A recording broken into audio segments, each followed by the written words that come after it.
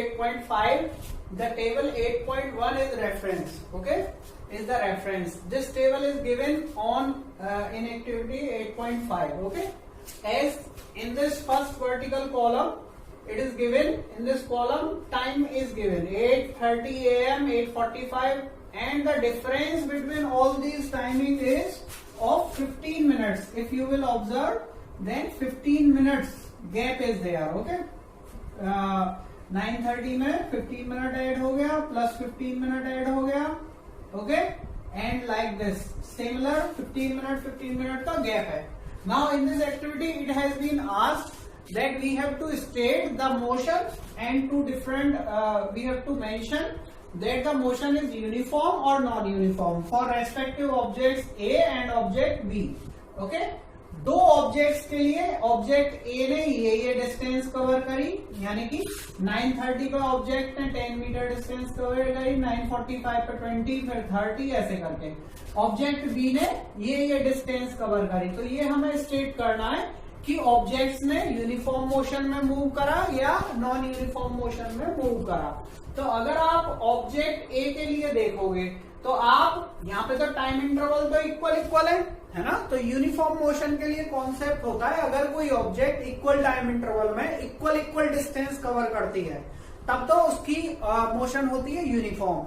और अगर कोई ऑब्जेक्ट अनइक्वल डिस्टेंस कवर करे इक्वल टाइम इंटरवल में तो उसकी मोशन होती है नॉन यूनिफॉर्म. ओके, तो सिंपल कंसेप्ट है. हम यहाँ पे देखेंगे कि ये टाइम इंटरवल तो इक्वल दिया हुआ है. अब ऑब्जेक्ट ए के लिए देखो, अगर 10 मीटर है यहाँ पे, इसका 9:30 पे था, 10:45 पे कहाँ है 20 मीटर, यानी कि प्लस 10 हो गया इसमें. यानी कि इस टाइम इंटरवल में ड्यूरिंग उसने 10 मीटर डिस्टेंस कवर करा. कितने टाइम में? 15 मिनट्स में. अब 9:45 पे उसने 20 मीटर कवर करके फिर से उसने 10 मीटर कवर किया अगले 15 मिनट्स में, फिर उसने 10 मीटर कवर किया. तो आप यहाँ देखोगे कि उसने हर एक 15 मिनट्स में, यहाँ पे 15 मिनट्स का टाइम इंटरवल था, 15 मिनट्स में 10 मीटर उसने डिस्टेंस कवर किया. यहाँ पे 15 मिनट्स में, यहाँ पे 10, फिर से 15 मिनट्स में फिर से 10 मीटर ऐड हुआ.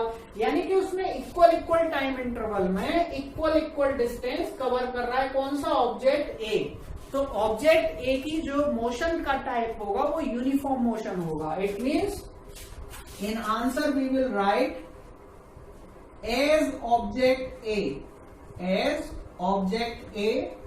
covers equal distances. Okay, equal distances in equal time intervals. In equal time intervals.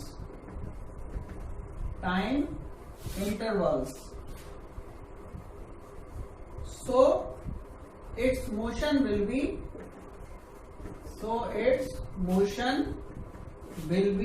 Uniform. Okay, उसकी मोशन यूनिफॉर्म होगी.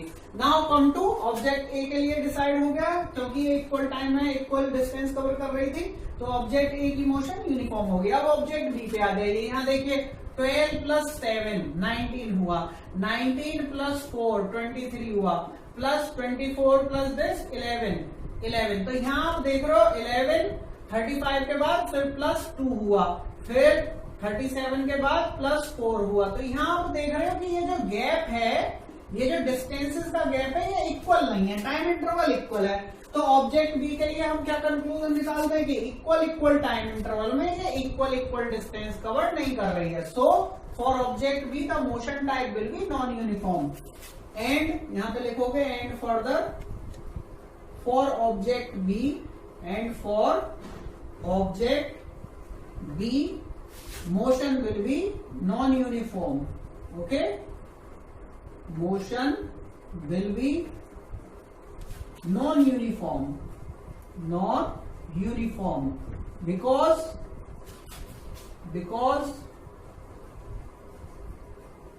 it covers unequal distances. Okay, in equal time intervals.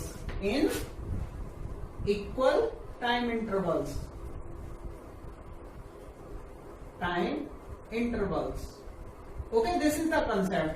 For object A, the motion type will be uniform. For object B, motion type will be non-uniform. Why? Because it is not covering equal distance and equal time interval.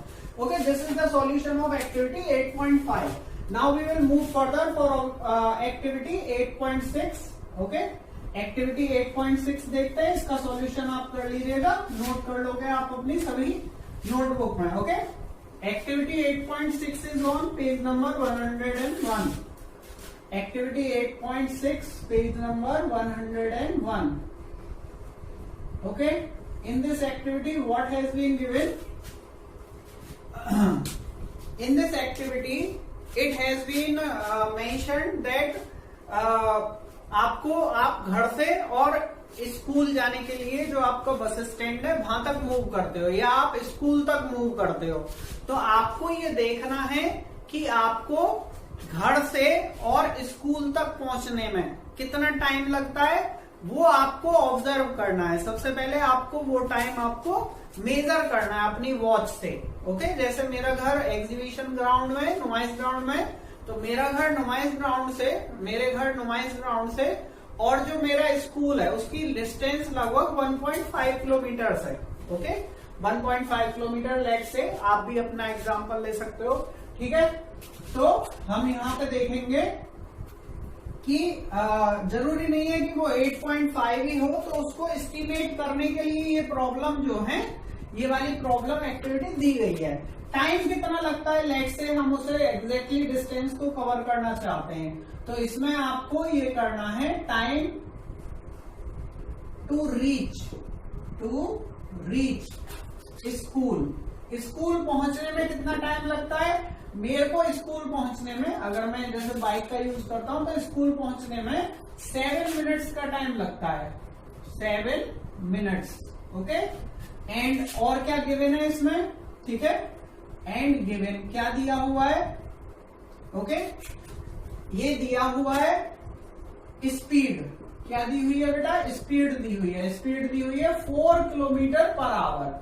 ये जो speed दी हुई है ये एक walking speed दी हुई है. Okay, कि walk करके अगर जाया जाए तो वॉक करके जाने में ये जो है स्पीड फॉलो होती है. ओके, लेट्स से कि मेरे को वॉक करके जाने में स्कूल 7 मिनट्स लगते हैं और ये स्पीड दे रखी है, तो हमसे उसकी डिस्टेंस मेजर करवाइए. Estimate the distance. हमें क्या फाइंड करना है बेटा, डिस्टेंस फाइंड करना है, डिस्टेंस कैलकुलेट करना है.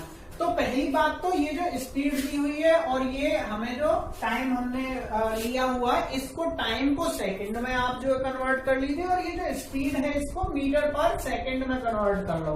तो इस स्पीड को मीटर पर सेकंड में कैसे कन्वर्ट करोगे, ऐसे कन्वर्ट करोगे, इक्वल टू 4 × 5/18 की हम मल्टीप्लाई करते हैं, तब ये मीटर पर सेकंड में कन्वर्ट हो जाता है. ये क्या हो जाता है, मीटर पर सेकंड में कन्वर्ट हो जाएगा. ये जो है क्वांटिटी है ना, इसको और करके आप लिख लोगे, और 4 × 5/18 मीटर पर सेकंड. तो ये आपको स्पीड आ गई. ठीक है, ये स्पीड का यूज करोगे क्योंकि हम SI यूनिट में न्यूमेरिकल्स को सॉल्व करते हैं. और ये जो टाइम है इसको भी आप कन्वर्ट कर लीजिए, तो इसको सेकंड में कन्वर्ट करने के लिए 7 × 60 सेकंड्स हो जाएंगे. ठीक है, ये टाइम हो जाएगा. अब स्पीड का फॉर्मूला लगाइए. स्पीड इक्वल्स टू क्या होता है, डिस्टेंस अपॉन टाइम होता है. डिस्टेंस अपॉन टाइम होता है. तो वैल्यू पुट कर दीजिए. डिस्टेंस कितना हो गया, डिस्टेंस हमें मेजर करना है यहाँ से, तो यहां से आ जाएगा distance equals to speed into time. Okay, speed into time आ जाएगा हमारे पास. डिस्टेंस ही तो एस्टिमेट करना है, तो डिस्टेंस कितना हो जाएगा स्कूल का हमारे, अगर हमारी ये सारी वैल्यूज है तो स्पीड हो जाएगी हमारी 4 × 5/18 मल्टीप्लाई विद टाइम कितना हो जाएगा 7 × 60. इसको आप सॉल्व कर लीजिए और आपको आंसर मिल जाएगा. 3 से लेट से ये 3 से 6 टाइम्स जाता है ये, और 3 से ये कितने टाइम्स जाएगा, 20 टाइम्स. ओके, 2 से ये जाएगा 3 टाइम्स, 2 से ये 2 टाइम्स, तो ये आ जाएगा 2 × 5 × 7 × 20/3. इनको सबको एस्टिमेट कर लो. 2 5 या 10, 10 × 20 200 × 7 1400/3. तो 3 से इसको आप डिवाइड कर सकते हो जो भी आंसर आए, या फॉर एग्जांपल आप जो है ये जो आएगी डिस्टेंस ये आएगी मीटर में, इसको आप किलोमीटर में कन्वर्ट करिए। तो किलोमीटर में कन्वर्ट करने के लिए क्या आएगा, और डिस्टेंस इक्वल्स टू ये आएगा 1400 अपॉन, मीटर को किलोमीटर में कन्वर्ट करने के लिए 1000 से डिवाइड कर देते हैं, मल्टीप्लाई बाई 3। ये 3 को एज इट इज रखो, है ना। मीटर, अब हम किलोमीटर में निकाल रहे हैं इसका आंसर। ओके, तो इससे ये कितने टाइम दिया जाएगा, 1.4। Okay, let's say 1.4 and divide by 3, then it will be approximately, it will be 0.4 and it will be 2 now 6 0 this kilometer। तो अगर हम ये सारा एस्टिमेशन करते हैं कि हमारे घर से जो स्कूल है वो 7 मिनट्स लगते हैं और मैं 4 किलोमीटर पर आवर की स्पीड से चलता हूं, वॉक करता हूं, तो मेरे स्कूल की डिस्टेंस 0.46 किलोमीटर होगी। This is how we will solve this activity. Okay, तो एक्टिविटी में आपको डिस्टेंस पहले पुट नहीं करनी है, डिस्टेंस का हम एस्टिमेशन कर रहे हैं। अब ये आप अपने अपने घरों से एस्टिमेट करके इस एक्टिविटी में देख सकते हो कि आपको अपनी साइकिल से या वॉक करके कितना टाइम स्कूल के लिए लगता है, और आप अपनी तरफ से इसको डिजाइन कर सकते हो। आपकी जो साइकिल है उसकी स्पीड लगभग अगर हम एस्टिमेट करें तो 20 किलोमीटर या 15 किलोमीटर पर आवर के अप्रोक्सीमेट होती है। 15 किलोमीटर पर आवर उसकी स्पीड को आप मेजर कर सकते हो। तो स्पीड आप 15 किलोमीटर पर आवर ले लोगे अगर आप साइकिल से स्कूल जाते हो, और टाइम देख लीजिए आपको 7 मिनट 10 मिनट जितना लग रहा है वो सब आप पुट करो। बट इंपॉर्टेंट पॉइंट इज कि आपको यहाँ पे 5/18 करके रख लेना है, एंड लास्ट में आपको मीटर को किलोमीटर में कन्वर्ट कर लेना है। ठीक है, इस तरीके से